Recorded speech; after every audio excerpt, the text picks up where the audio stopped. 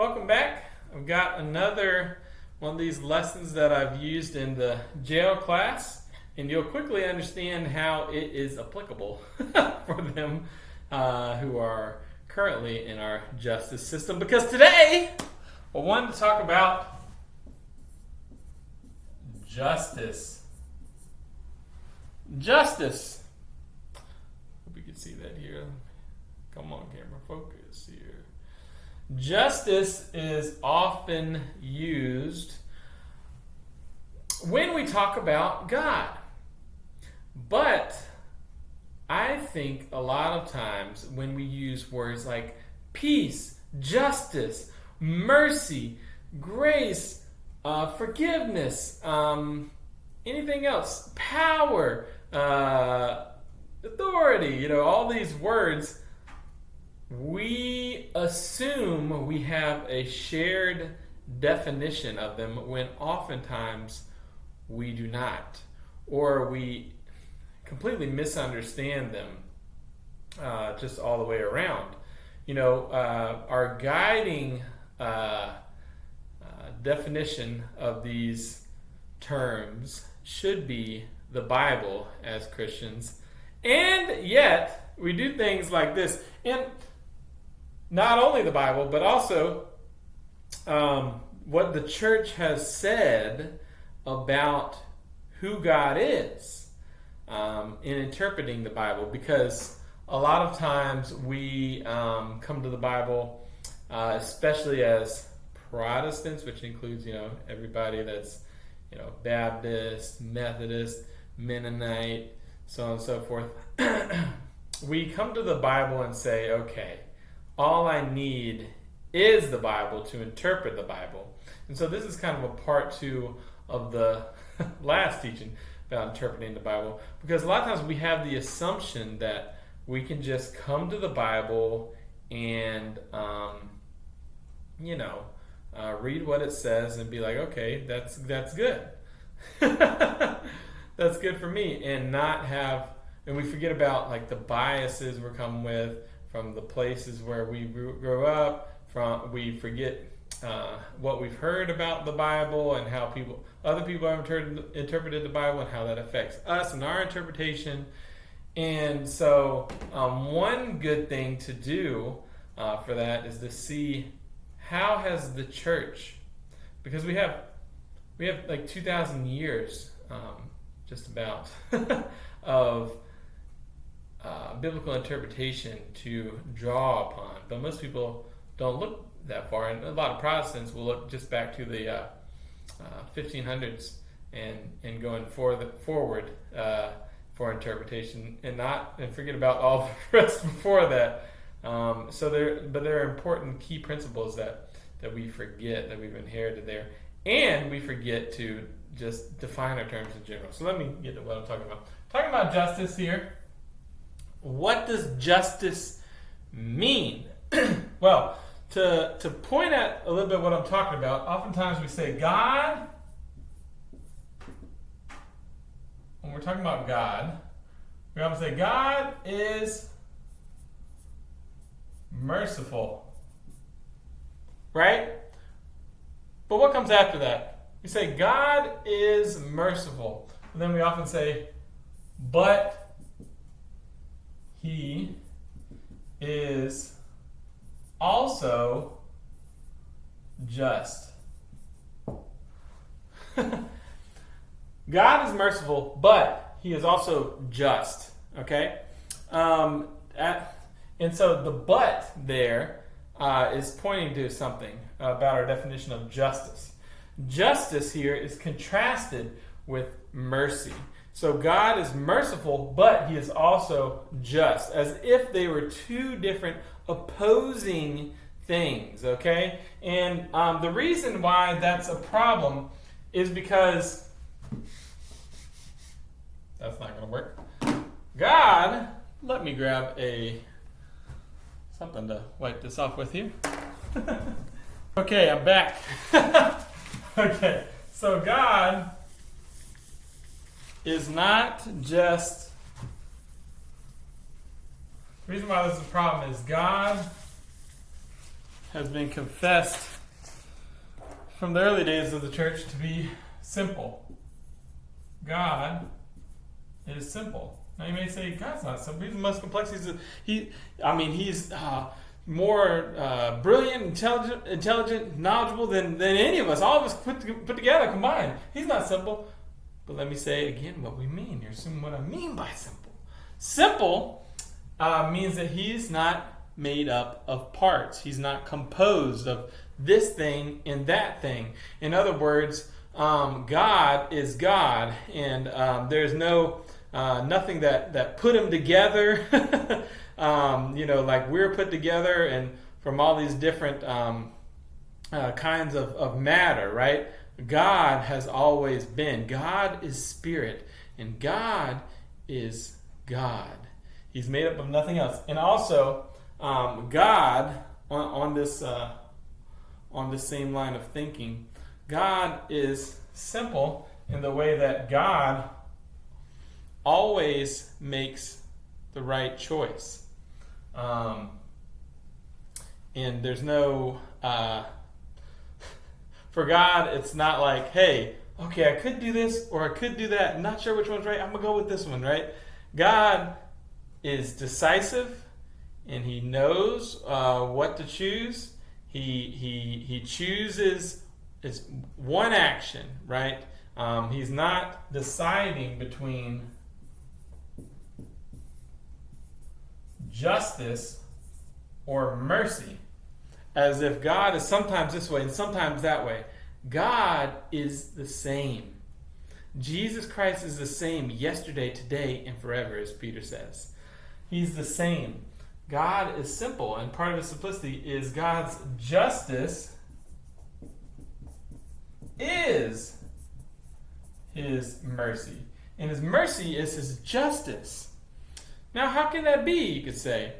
There's no way that he can be merciful and just. That's impossible, right? But then let's define our terms here some more. When we talk about justice, we are often talking about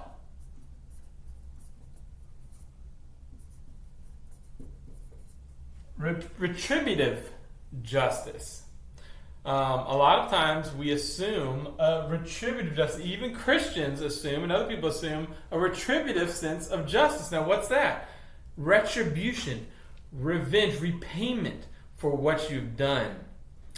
In other words, an eye for an eye, a tooth for a tooth, right? And this principle is found in Scripture, with an eye for an eye and a tooth for a tooth, right? With the law and how, if you do this, you get this paid for, this punishment.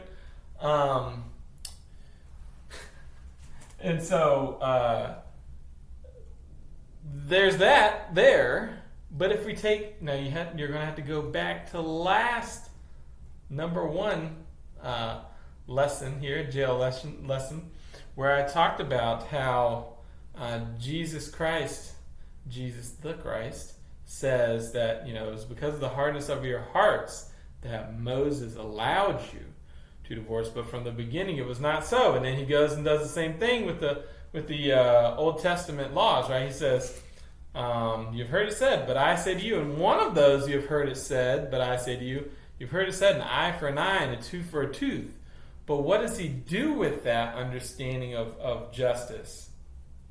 He moves it forward toward his understanding, the true understanding of justice, which is turn the other cheek, which is love your enemy, which is restorative justice. Now, justice at its base, what we're talking about by justice is really, think about those scales, right? You'll see the scales sometimes at courthouses, things like that. You see an image of the scale. It's setting things right, making all things equal and fair, right?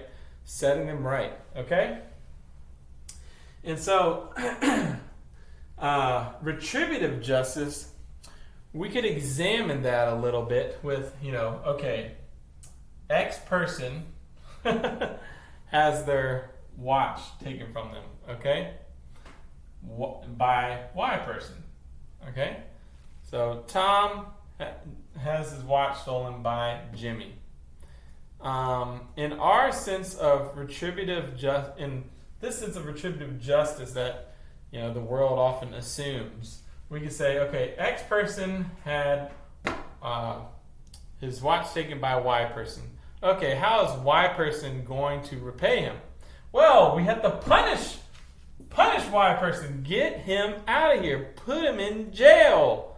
That's justice. But how does that affect X person? Really, how does it affect Y person? Okay, it might deter him from doing that again. It might deter him. But what is the point of the punishment? Is the punishment the point of the punishment? Is serving the time the point? Or is the point to get Jimmy here to change, to be a different kind of person? Right? Think about our kids, and when our kids have a fight. If my kids, my son and my daughter are having a fight, I would assume you probably do a similar thing. I might say, okay, what happened? If both were involved, both are getting punished. If one was the person who was causing the issue here, and the other person really just tried to stay out of it or do the best they could, then that person will just get punished. They'll be sent to timeout or whatever punishment, right? But I don't stop there, and you probably don't stop there. You say, okay, now, daughter or son, come here to your brother or sister, and I want you to apologize and make up. And then there's another step, right? I say to the person who was what we might call the offended party here, the brother or sister who was sinned against, so to speak, I will say to them, now forgive your brother or sister. Tell them, I forgive you. Now what that is right there that we do as parents is called restorative justice, and we don't always do that with, we don't always apply that to the world and how we assume justice should work in our society, right? Because going back to this example of, I think it was Tom and Jimmy. I said Tom's watch was taken by Jimmy. Jimmy's thrown in jail. The watch is just gone in this case. Does Tom feel like justice was served here? Maybe to a degree. Does Y person, Jimmy here, feel like justice was served? Is he going to be changed by this punishment? Maybe. But again, the point wasn't the punishment. The point was so that he would be changed. However, let's propose another scenario within this, how it could have played out differently. What if X person, whose watch was stolen by Y person, if Tom's watch was stolen by Jimmy, what if the watch was returned to him? Would he feel better? Would he feel better than just this person getting punished? Yeah, probably. Or get some money back, whether it was the watch or money. Probably he would feel a little better. That's a little bit better scenario. He'd feel a bit more like justice was done, right? What if this happened? What if Y person, whether or not he served any jail time, whether or not he was punished, would Jimmy returning the watch to Tom and apologizing and saying, I'm sorry, please forgive me, feel a lot more like justice was done and restored there in that situation? Would it feel more just? Maybe he was punished and he came back. Or not. I think it would probably feel better to Tom to have his watch back and to have Jimmy here apologize to him and ask for forgiveness, right? And the other thing that we're not thinking about here is the relationship and what needs to be fixed there between these two. Because if we are Christians, we believe that all things will be made new and everybody will be, that is going to be a part of the new heaven, new earth, this new kingdom. Everyone is going to be reconciled to everybody because there's going to be no more tears there, as it says in Revelation, right? So this right here is very important to God, right? He says, hey, forgive one another. After the Lord's Prayer, forgive us of our trespasses, we forgive those who trespass against us. It's assumed as we forgive those who trespass against us is a part of that. At the end of it, Jesus says to them, if you don't forgive your brother and sister, I'm not gonna forgive you. How could he really? How could he? He can't be forgiven of everything that he's not released yet, right? This relationship. So here you can see retributive justice, an eye for an eye, a tooth for a tooth, is a lesser understanding of justice. It's not God's full understanding and meaning of justice. Just like we saw last week with the other things I went through, God meets people where they're at. And so he met the people of Israel where they were at back then, in their understanding of justice, and said, okay, I'll meet you here. But then he pulled them slowly toward his understanding of justice. And we can actually see these through lines all throughout the Bible. And let me show you what I mean. So, with the story of Moses, right? We have Moses who grows up. There's this retributive justice already going on where Pharaoh has an enemy. The Israelites, the Hebrews, he wants to kill all their newborn sons. Moses survives, raises up in Pharaoh's household, and then he looks for retributive justice, right? He goes and he kills that taskmaster who is enforcing the slavery upon his people. He kills him, and then he runs away, right? He runs away.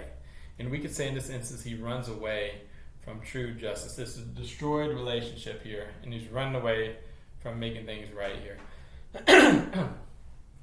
Now, he spends some time out here in Midian. Then God says, no, you have to go back. He calls them back, not to run away from setting things right, but to go back to it and set his people free, right? That's a little bit there already. What you can see going on, God calling us back to our enemies. We saw it in Jonah there, right? But Moses is called back here in his enemy's land, and they're Pharaoh's heart is hard. Remember the Matthew 19 passage I was using, because of the hardness of your hearts. So there are hard hearts there, especially in regards to Pharaoh. And so God took them out into the land, the promised land, eventually after lots of wandering, and tried to set up a land for them, but they failed. They failed in lots of ways. But even before this, we have other stories of Jacob and his brother Esau, right? And they fight each other.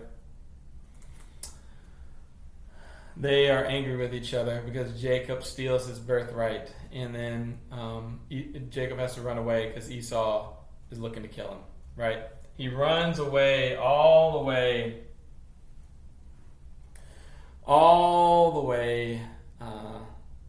to finding a wife, 2 wives actually, and then eventually has to come back home, and back home meaning back to Esau, to his brother. Esau meets him on the way out of Laban's land, and he sends these gifts toward him, right? But then when Esau and him come together, Jacob and Esau just embrace. Esau hugs his neck, and there's an exchange there. Seeing you is like seeing the face of God. It's a reconciliation story, right? And then there's another story there, but Joseph, right? And I'm going to come back to Moses, don't worry. I'm going to come back to Moses. Joseph here has these brothers, and he's having these dreams. He dreams he's going to be greater than his brothers. His brothers don't like that. His brothers already think he's the favorite of his father, so they sell him off into slavery. And then one of the brothers, Judah, kind of maybe feels some type of way about what he's done. He runs off, and he kind of starts his life on his own. And he has this woman who wants to marry, who marries into his family, his sons. And kind of each one that she marries dies. And so he refuses to let that continue, right? And actually, what he does is he ends up walking alongside this road, and Tamar's kind of dressed up like this temple prostitute of a different god, and Judah actually ends up getting Tamar pregnant. It's a crazy story, and then actually he wants to punish Tamar with that retributive justice sense, right? And he doesn't recognize her yet, but then she shows him the stuff that he left there when he committed this adulterous act with her, and then he's like, "Oh man, what have I done?" And he's merciful to her and restores her, right? And so then he goes back, and he's one of the voices of reconciliation here with Joseph, and all the brothers are reconciled together in this restorative sense. And there's a proclamation even that Judah, the Lion of Judah, about the Lion of Judah at the end of Genesis there, okay? And so we've got a couple different trails here that I'm building out here. And then Leviticus. So I should have said Moses, eye for an eye. We see some beginnings of redemption here, but we have eye for an eye here, right, in the law with Moses. Then we have in Leviticus things like these priestly laws, right, and ritual laws of how you have to worship God, how the priests have to follow God in what they're doing in worship. But we have this one section which talks about the Jubilee year, right? Which is like, oh goodness, we have a Jubilee year, and so there's a Sabbath year on the seventh, coming into the seventh year, and then we have a Jubilee year. In Leviticus, Jubilee year is where all the property goes back to its original owner. Land, the people who originally were given that land by God, all the property goes back there. The slaves are set free during this time. So we have a pointed toward restoration there. We have the law, right? We have kind of a retributive law again in Leviticus, but we have this kind of gesturing toward restoration. And I could take some more here, but we have kind of along the way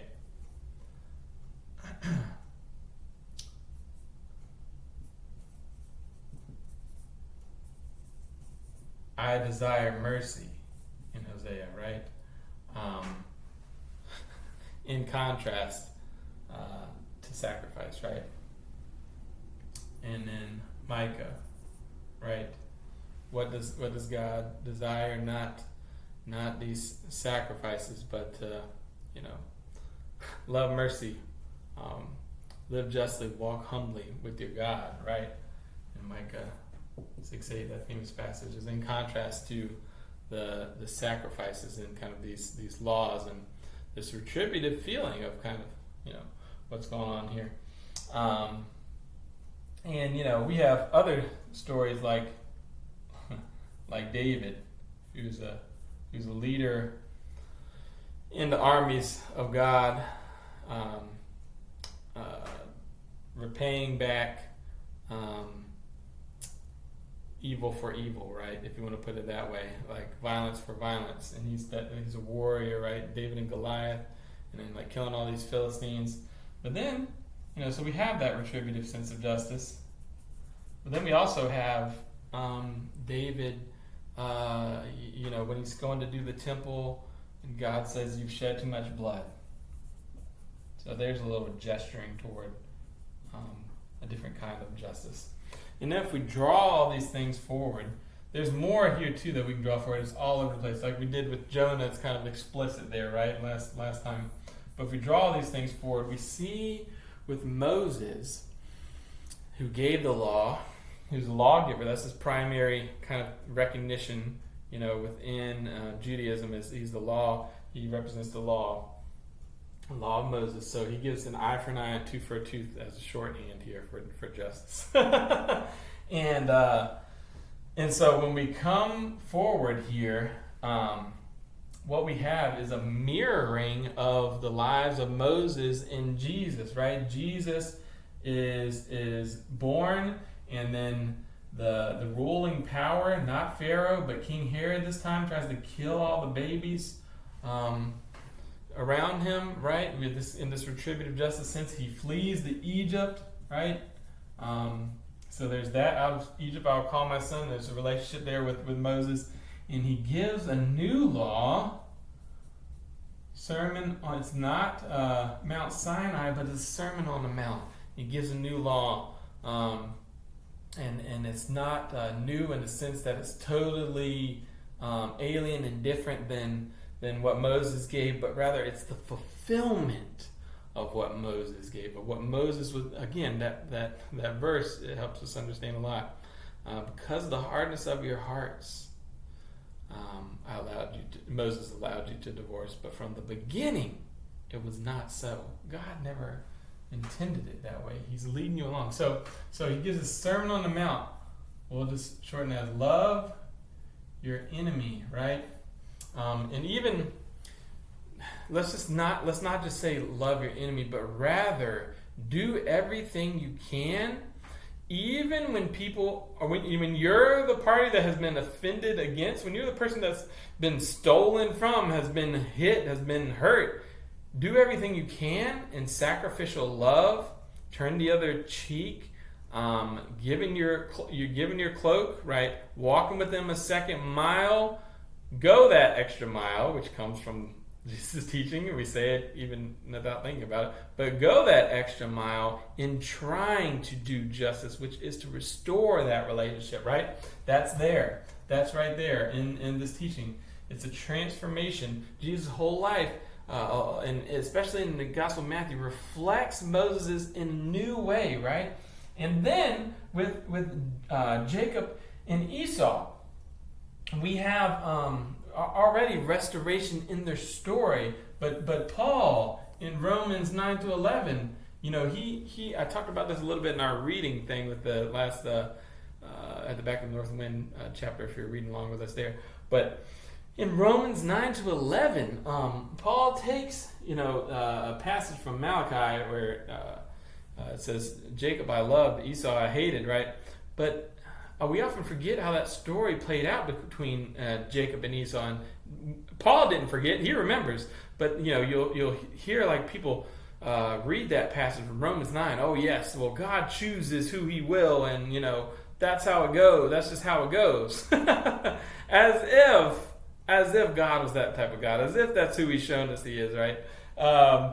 And they totally misunderstand, because there's a whole argument from Romans 9-11 there, where Jacob I loved, Esau I hated, vessels of wrath, vessels of mercy, yada, yada, yada. But then what happens is Paul turns this on its head and says it has been turned on its head by God, because actually the people who were chosen, Jacob, who, his name became Israel, and he's kind of the embodiment of Israel. He's the namesake of Israel. Jacob, Israel, who God loved, turned against God and killed him on the cross with the greatest act of disobedience. In Romans 11, he talks about this. And by that great act of disobedience, God has decided to take this kind of approach, not mercy and justice over here opposing each other, but merciful justice, or just mercy here. And he's decided to take Israel's great act of disobedience and use it to save the world. God has consigned all to disobedience so that he may have mercy on all. That's how he ends that argument in Romans 11.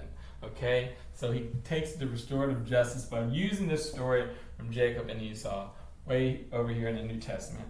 Leviticus, Jubilee, is used here in Luke 4, where Jesus announces himself as the Jubilee of Jubilees, right? As the coming fulfillment of the prophecy in Daniel, which is the 7th year, where the Messiah will come. He's the Jubilee of Jubilees, right? The 490th year since the exile, Jesus arrives on this pinnacle, not just a Jubilee, but a Jubilee of Jubilees, right? And he not only sets slaves free, he sets the blind free. He sets all free here in this sense of restorative justice. Grand sense is the greatest sense of restorative justice. Again, he's reading there in Luke 4, and that's the sense you get there. That's the passage that he's reading from Isaiah. That's I read there in Luke 4. That's the meaning behind this great jubilee that the Messiah brings in this sense of restorative justice. And again here, and with Judah and Tamar is listed in Jesus' genealogy as Jesus being born as a descendant of Tamar. Tamar, who sinned in her own way, but who was restored even within that little story of Judah and Tamar, was restored to an even greater degree in the life of Jesus Christ. That is justice. And then David, do I even need to say this? The new David, right, is Jesus. The new David, who is the new David in the sense that he is that one who is proclaimed to reign eternally with the throne of David. He's a descendant, but also he is that humble shepherd that David was, that one who was after God's own heart, that David was there. And we see this, and you may say, wow, there's all of these through lines, but then what do I do? Wow, there's all this movement here, but what do I do with books like Revelation, right? Which we're not going to get into all of it this time, maybe in another lesson, but Revelation, if you really read it, is about the martyrs. It's about the martyrs. It's all about the powers of evil are conquered by the blood of the Lamb and by the blood of his witnesses and their testimony. Lamb is used 28 times as an identifier for Jesus. It's the most used title. He's not coming back as a lion in Revelation. Actually, when John hears that, in Revelation 4 and 5, John's caught up into heaven, right? Behind the veil. and he kind of, he sees into the throne room of God, and he hears a lion, but he turns and it's a lamb. And all throughout the rest of Revelation, he's called a lamb over and over and over again. And then that grapes of wrath, famously, the scene where there's this great wine presses being crushed there. The wrath of God, just as it was the wrath of God, if we want to even speak in that term, I don't know if that would make sense, but the wrath of God that was satisfied in Jesus Christ and the cross was poured out on to Christ there, is poured out onto his followers. His followers embody this restorative justice by giving their very lives to conquer evil through their sacrificial love. The winepress of Revelation 11, I think it is, 11 or 12, somewhere around there. Actually, I think it's 11. Actually, you have to read a little bit further along, but the wine that's made by crushing these grapes, which are the people of God, because they're being killed in that time by the Romans. These grapes, the wine that's made from these grapes is actually drunk by the whore of Babylon, and she gets drunk on that. And she gets drunk on their blood. It says it explicitly if you read the part about the whore of Babylon. And that leads to her demise. It leads to her end, to her downfall. And so all throughout, we can explore that more all throughout the book of Revelation. It doesn't turn back to retributive justice. It actually goes even further and stronger into restorative justice. Jesus comes back with the sword of his mouth, right? His word. When he comes into battle, the battle's already won. He doesn't come and get bloodied in battle. He comes to the battle with blood on him. It's his own blood that's given. And that is how evil is defeated. It was finished on the cross, as he said.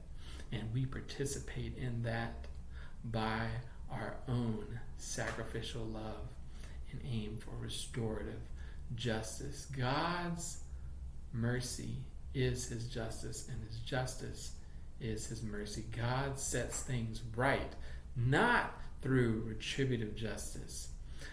God sets things right through his sacrificial love, which is restorative justice, restoring everything to everything else. All of creation is made new. All things are made new in him, so that, as it says in 1 Corinthians 15, God may become all in all. Amen.